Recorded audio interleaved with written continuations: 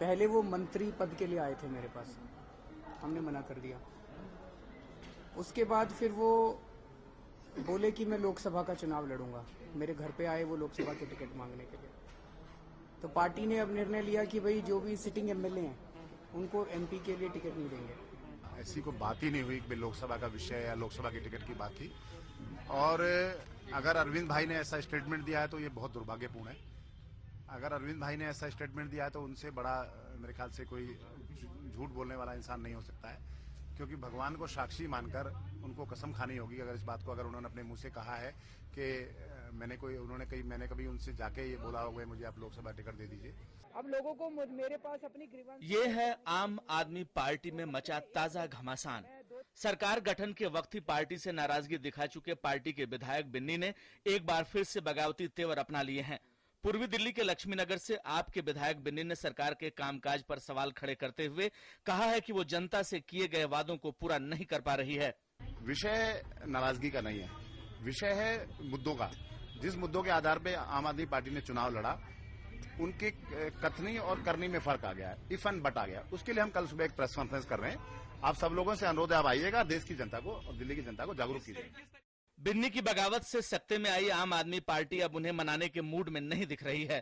केजरीवाल का कहना है कि वो लोकसभा का टिकट मांग रहे हैं, जबकि पार्टी ने फैसला किया है कि विधायकों को लोकसभा का टिकट नहीं दिया जाएगा।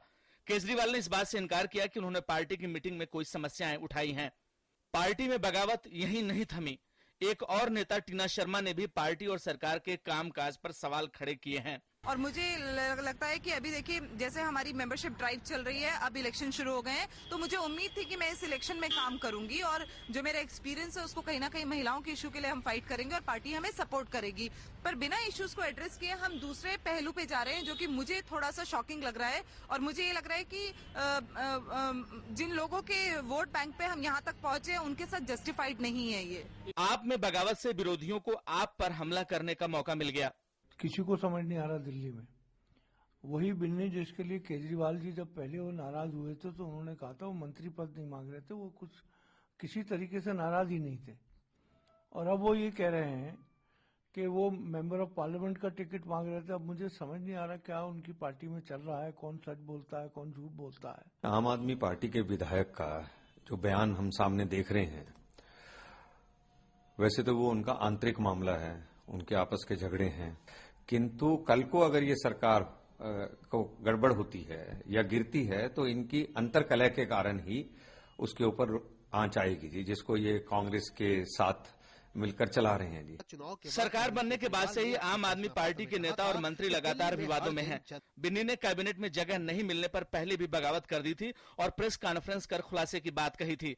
उस वक्त आप नेता देर रात बिन्नी को मनाने उनके घर पहुंचे थे, जिसके बाद बिन्नी मान गए थे। लेकिन बिन्नी के बगावती तेवरों से साफ है कि पार्टी में सब कुछ ठीक ठाक नहीं है।